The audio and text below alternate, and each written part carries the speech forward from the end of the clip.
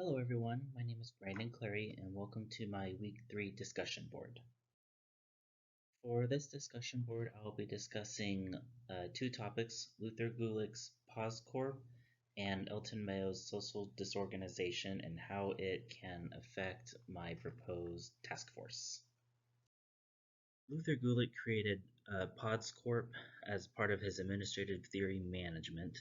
Basically it was a reformation of Fayol's earlier statement of managerial functions.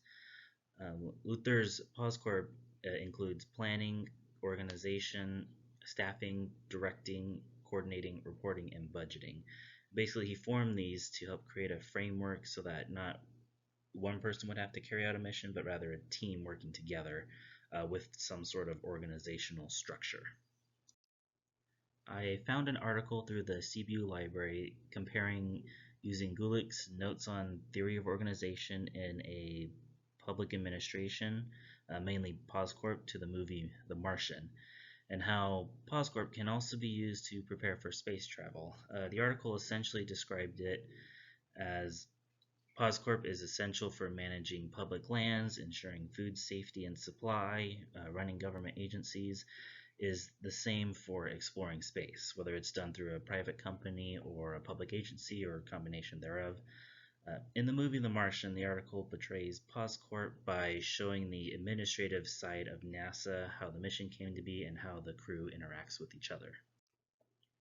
This theory of management that Gulick coined, PosCorp, can and should be used within my proposed task force, as it will help develop a structure and a way of implementing the ideals and goals of the task force while providing the necessary coordination that will certainly be needed for interagency cooperation.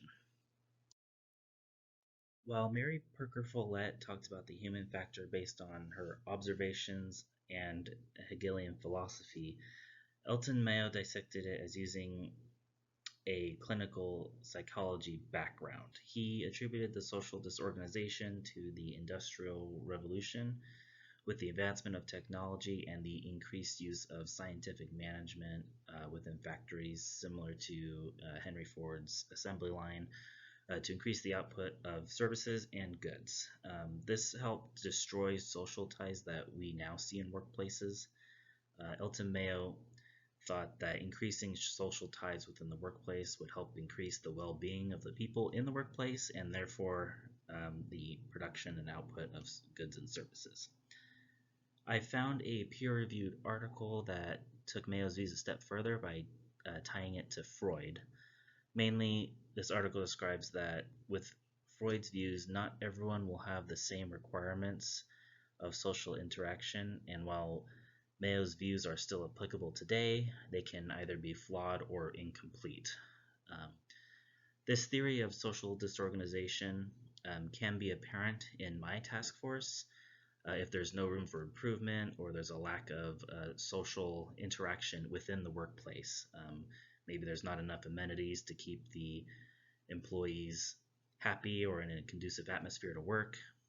As Mayo and Follett note, social interaction is a necessity in the workplace and can help lead to a more productive workforce above and beyond what scientific management of Taylor's was trying to accomplish.